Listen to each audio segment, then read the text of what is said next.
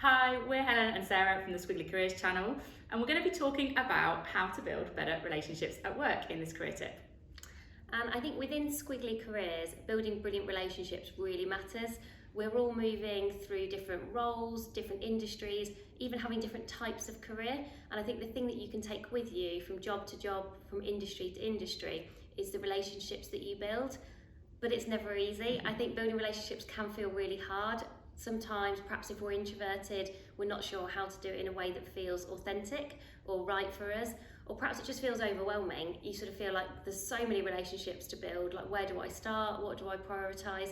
So hopefully today's career tip will help you to work out how to build relationships in a way that's going to work for you and the work that you're trying to do.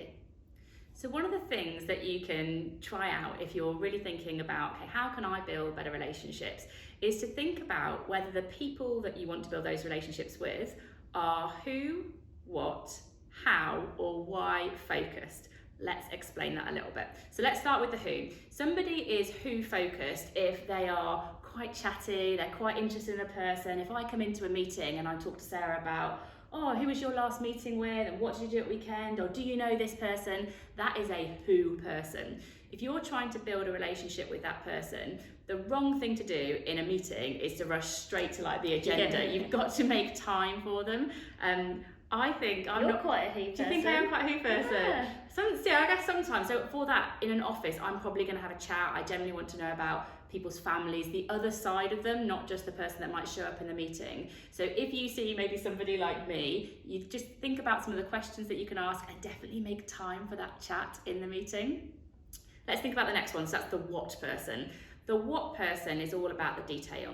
They want the detail and they want the logic. They quite like bullet points and they quite like facts. So for that person, you need to, if you're talking to them in a meeting, this is not really about the kind of the emotion. They really want the detail. They want to evaluate what you're saying. So make sure that you've almost got some quite succinct points.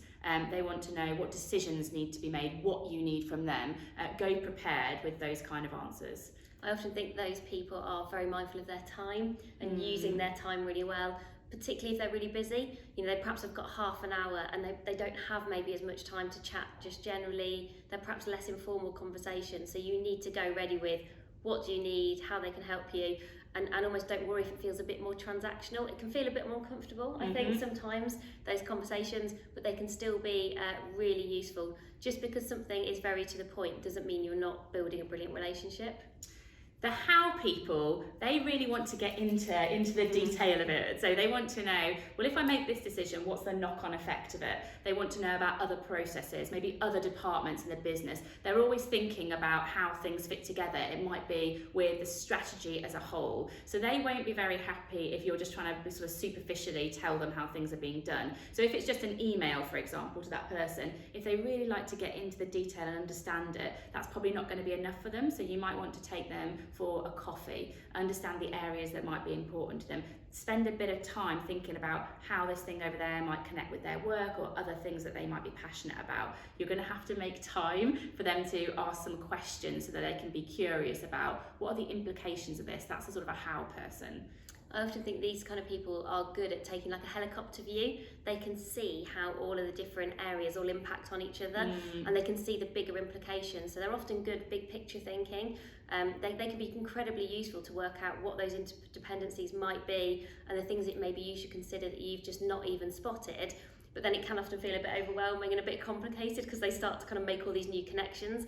So I think just learning and allowing people that time and space, but then having the confidence to bring people back to what it is you need to chat to them about is, I think, quite an interesting skill, one that takes a bit of practice, I reckon. And the last one is the why person. So this is the person that wants to really get into, well, why are we doing this? Why are we in this meeting together? I find those people hard. Yeah, they are. Well, they can ask challenging questions, Yeah. but they're often not trying to be challenging people.